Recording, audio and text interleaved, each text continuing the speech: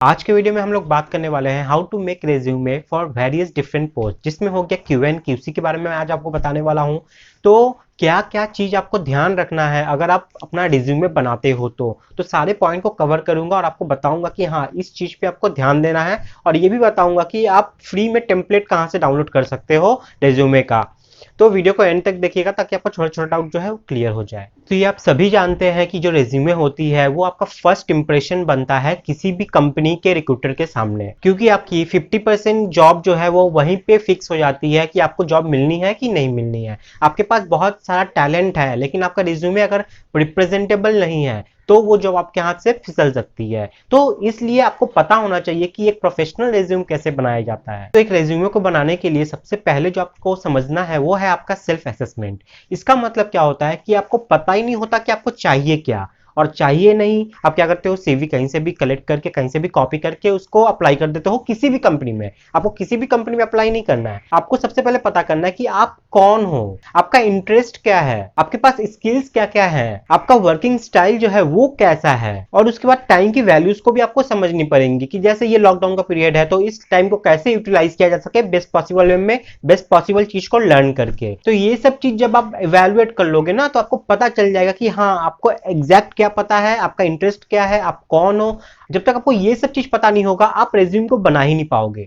आपको वही चीज डालना है जो आपको आता है, आपको वही चीज रेज्यूमे में डालना है जिसमें आप बेस्ट हो, आप कौन हो वो चीज दिखाओ। ये नहीं कि आपको जो नहीं है वो भी वहां पे डाल दो, क्योंकि जो सामने रिक्रूटर बैठा है ना वो बहुत चालाक होता है, घाट घाट का पानी पिया हुआ रहता है, ससुरा सब चीज जानता है और कहीं से भी आपको पकड़ लेगा।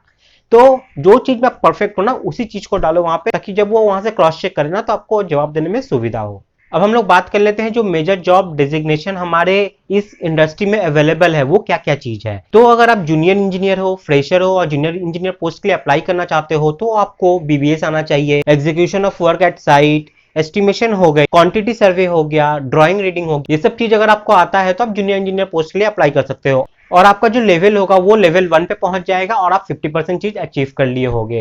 लेकिन जैसे आप लेवल 2 पे जाते हो यानी कि आपका जो डेजिग्नेशन लेवल है वो हो जाता है सीनियर इंजीनियर का, तो आपको आना चाहिए जूनियर इंजीनियर को जो चीज आना चाहिए था वो सब तो आपको आना ही चाहिए। साथ में आपको गवर्नमेंट नॉर्म्स के बारे में पता होना चाहिए, क्वालिटी कंट्रोल कैसे करना है उसके बारे में पता होना चाहिए, क्वालिटी कंट्रोल हो गया, क्वालिटी एश्योरेंस हो गया, रेट एनालिसिस हो गया। ये सब चीज आपको एक्स्ट्रा जानना होगा अगर आप सीनियर इंजीनियर पोस्ट के लिए अप्लाई कर रहे हो तो तब जाके आप लेवल 2 पे पहुंचोगे और आपका जो स्कोर पहुंच जाएगा वो 60% तक पहुंच जाएगा। नेक्स्ट जो लेवल आती है वो आती है क्वांटिटी सर्वेयर की, जिसमें आपको सीनियर इंजीनियर का सारा रोल तो आना ही चाहिए, साथ में आपको टेंडरिंग वर्क हो गया, बिल्डिंग बाई लॉस के सारे नियम हो गए वो सब आपको पता होना चाहिए, कैसे क्रैक करना है डील को, डीलिंग से रिलेटेड काम हो गए, ये सब चीज आपको पता होनी चाहिए। इसके बाद बात आती है बिलिंग इंजीनियर की। तो बिलिंग इंजीनियर को क्वांटिटी सर्वेयर का तो सारा काम आना ही चाहिए, साथ में सीपीडब्ल्यूडी के बिलिंग नॉर्म्स भी आपको आने चाहिए ताकि जब आप बिलिंग करो ना तो उस वक्त आप वहां से क्रॉस चेक करके वेरीफाई करके अपने कंपनी को प्रॉफिट करवा सको। और लास्ट जो स्टेज है वो है प्रोजेक्ट मैनेजमेंट का, प्रोजेक्ट मैनेजर का।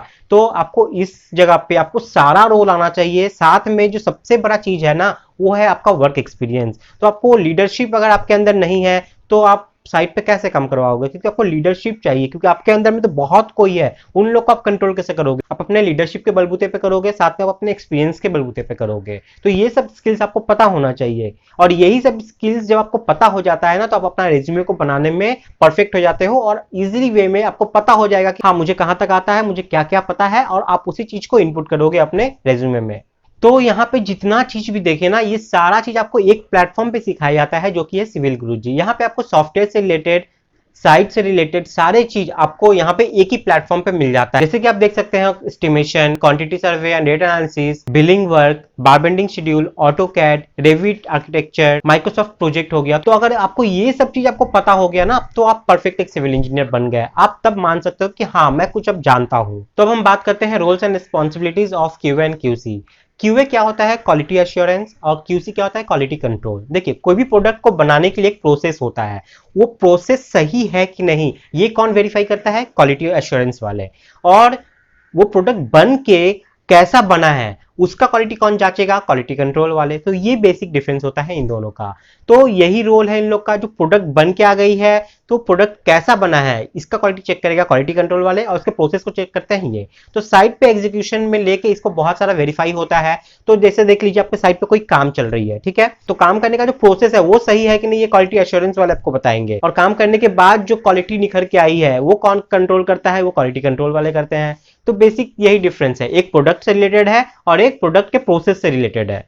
फिर इसके बाद होगा कि आपके साइट पे जो प्रोग्रेस चल रहा है वो प्रोग्रेस आपको कंट्रोल करना पड़ता है कि प्रोग्रेस सही से चल रही है कि नहीं। जैसे कि हो गया आपकी साइट पे कोई डेडलाइन रखा गया है प्रोजेक्ट का, ठीक है, अब कॉन्ट्रैक्टर क्या करता है कि उस डेडलाइन को ध्यान में रखते हुए काम को इतना तेजी से करता है कि क्वालिटी का तो कोई ध्यान ही नहीं रखता उन लोग, मतलब जो चाहे वो कर दो उसके साथ। लेकिन आपको इसी चीज का ध्यान देना है कि जो काम है वो क्वालिटी को मान के चल रहा हो, और आपको डेडलाइन भी ध्यान में रखिएगा कि अगर आपको 10 दिन दिया है तो 10 से 11 दिन हो, 12 दिन हो, ज्यादा दिन ऐसा ना खींच जाए काम। तो ये चीज भी एक क्वालिटी कंट्रोल वाले को ध्यान में रखना पड़ता है। तो ये एक सैंपल रेज्यूमे है जिसको आप देख सकते हो। इसमें देखिए सबसे पहले आता है आपका ऑब्जेक्टिव। तो ऑब्जेक्टिव के बारे में अगर बात करें तो हम लोग को पता ही नहीं होता कि इसका मतलब क्या होता है और यहाँ पे लिखा क्या गया है। हम लोग क्या करते हैं, कहीं से कॉपी पेस्ट ही करते हैं, लेकिन नहीं, इसका बहुत बड़ा मतलब होता है रिक्रूटर के सामने। तो इसको सोच समझ के ही लिखिए। उसके बाद आता है करियर प्रोफाइल आपका। तो आप अपने करियर में क्या क्या चीज अचीव किए हो, कौन सा प्रोजेक्ट किए हो, प्रोजेक्ट का ड्यूरेशन क्या है, उस प्रोजेक्ट से आपको क्या क्या आउटकम मिला। तो ये सब मेंशन करना बहुत ज्यादा जरूरी होता है। और इस जगह पे आप वही चीज लिखेगा जिस पोस्ट के लिए आप अप्लाई करते हो। आप लोग क्या करते हो, सीवी जब बनाते हो ना तो आप सब चीज डाल देते हो, और जो पोस्ट अप्लाई हो रहा है वो एक स्पेसिफिक चीज के लिए होता है। इस वजह से आप लोग का सिलेक्शन नहीं होता है। आपको ध्यान में रखना है कि जिस पोस्ट के लिए आप अप्लाई कर रहे हो ना वो एक स्पेसिफिक पार्ट है। सपोज हो गया क्यूसी के लिए, सपोज हो गया क्यूएस के लिए, या प्लानिंग इंजीनियर के लिए। तो आपको वही चीज ज्यादा हाईलाइट करके बताना है ताकि हम उस चीज में एक्सपर्ट है। वरना जो सामने एक ट्यूटर बैठा हुआ है ना वो आपको सिलेक्ट नहीं करेगा, क्योंकि उन लोग को स्पेशलिस्ट चाहिए उस काम में। उसके बाद बात आती है हमारे एकेडमिक रिकॉर्ड की। तो एकेडमिक रिकॉर्ड में हम लोग फलाना फलाना सब चीज डाल देते हैं, इतना परसेंट, उतना परसेंट, इतना। भाई इन सब चीजों का कोई जरूरत नहीं पड़ता है। एकदम इनिशियल स्टेज में पड़ता है तो पड़ता है, वो भी नहीं पड़ता है, क्योंकि उनको आपके नंबर से कुछ लेना देना नहीं है। उनको आपसे काम करवाना है, और उन लोग को यही देखना है कि आपको क्या क्या चीज आता है। जो नंबर आप लेके आए हो वो तो आपके वो बस रह गया पीछे, अब वो नंबर कोई काम नहीं आने वाला है आपको। जस्ट एक वो एक फर्स्ट स्टेप है। फर्स्ट जो आप फॉर्म फिलअप करते हो तो उसके लिए क्राइटेरिया बन जाती है बस, और कुछ उसका रोल नहीं होता है उस नंबर का। उसके बाद बात की टेक्निकल स्किल्स की। तो यहाँ पे आपको वही चीज भरना है जो आप पर्टिकुलर चीज के लिए अप्लाई कर रहे हो, जो मैं आपको बताया, ठीक है। अगर आप क्यूए क्यूसी के लिए अप्लाई कर रहे हो तो उससे रिलेटेड ही जो रोल्स एंड रिस्पॉन्सिबिलिटीज आपके हैं वही सब यहाँ पे स्किल्स डालिएगा, वरना आपका सिलेक्शन नहीं हो पाएगा। नेक्स्ट जो स्किल्स है यहाँ पे वो है कंप्यूटर स्किल्स, जो आपकी हो गई रेविट, ऑटोकैड, ई टैब्स। ये सब चीज आपको पता है ना तो बहुत बड़ा प्लस पॉइंट होता है। माइक्रोसॉफ्ट प्रोजेक्ट हो गया, जिससे हम लोग प्लानिंग करते हैं, शेड्यूलिंग करते हैं, अपने प्रोजेक्ट को कंट्रोल करते हैं कि वो डिले हो रहा है कि नहीं हो रहा है, बहुत फास्ट तो नहीं जा रहा है, ये सब उससे हम लोग ट्रैक करते हैं। तो ये सब चीजों को यहाँ पे डालना है अगर आपको आता है तो। नहीं आता है तो नहीं डालना है। और ऐसा नहीं है कि सीवी को भारी भरकम बना दिए, भाई उसमें जो आप लिख रहे हो ना उस चीजों को आपको आना जरूरी है। ये नहीं कि दिखाना जरूरी है। दिखाओगे तो आपको जॉब नहीं मिलेगा, लेकिन आएगा तो जरूर जॉब मिलेगा। अब दो चीज जानो, दो ही चीज लिखो। अगर वो दो चीज से रिलेटेड अगर आप जिस पोस्ट के लिए अप्लाई कर रहे हो वो पोस्ट है तो आपको जॉब मिल जाएगा। तो आपको पता करना है कि परफेक्ट रिज्यूमे कैसे बनता है डिफरेंट डिफरेंट पोस्ट के लिए। अगर आप स्ट्रक्चरल इंजीनियर हो तो हो गया, साइट इंजीनियर हो तो हो गया, क्यूए क्यूसी इंजीनियर हो तो अलग हो गया, क्यूएस इंजीनियर हो तो अलग हो गया, सब पोस्ट के लिए, बिलिंग इंजीनियर हो तो हो गया। अलग अलग पोस्ट के लिए कैसे आपको रिज्यूमे बनाना है, आपको डिस्क्रिप्शन में लिंक डाल दिया है एक ऐप का, उस ऐप को डाउनलोड कर लीजिए। उस ऐप में आपको डेमो वीडियो मिलेगा कि कैसे बनाना है कैसे नहीं। कुछ टेम्पलेट्स आपको मिलेंगे, वो सब टेम्पलेट्स आप फ्री में डाउनलोड कर सकते हो वहां से। और जैसा कि आप लोग जानते हैं कि लास्ट संडे मैंने एक वीडियो बनाया था आप लोगों के लिए, कॉर्पोरेट ट्रेनिंग कोर्स का 1 वीक का एक्सटेंशन मिला है, और ये एक्सटेंशन आज खत्म होने वाला है। मतलब जो कोर्स आपको आज के बाद मतलब कल से 35,400 मिलेगा, वो कोर्स आज आपको 9,000 मिलने वाला है। और आज लास्ट डेडलाइन है, आप देख लेना, आज ही लास्ट डेडलाइन है। कल अगर आप करते हो तो आपको 34,500 पे करना पड़ेगा।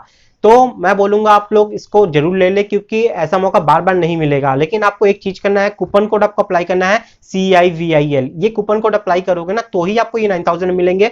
और कुछ स्पेशल बेनिफिट्स है, जैसे आपको 2 साल का एक्सटेंशन मिल जाएगा इस कोर्स का। मतलब आप इस वीडियो को 2 साल तक एक्सेस कर पाओगे फ्री में, कहीं से भी कहीं भी। और सबसे बड़ी बात, आप इन सारे वीडियो को ना डाउनलोड कर सकते हो, डाउनलोड करके ऐप के अंदर रख सकते हो। आप ऑफलाइन भी इसको देख सकते हो। ये सबसे बड़ी खास बात है, क्योंकि बहुत जन का ये प्रॉब्लम हो रहा था कि हमारे पास नेट की इश्यू होती है तो लोग वीडियो को नहीं देख पाते हैं। तो ये चीज यहाँ पे ओवरकम कर दिया गया है। तो जाइए, देर मत कीजिए, आज ही लास्ट डेडलाइन है। जो भी हो सके आज इसको ले लीजिए, क्योंकि इसमें बहुत कुछ आपको सिखाया जाएगा। जिसको नहीं पता कि इसमें क्या क्या सिखाया जाने वाला है, मैंने एक वीडियो बनाया था लास्ट वीक ही, पूरी डिटेल में उसको बताया था।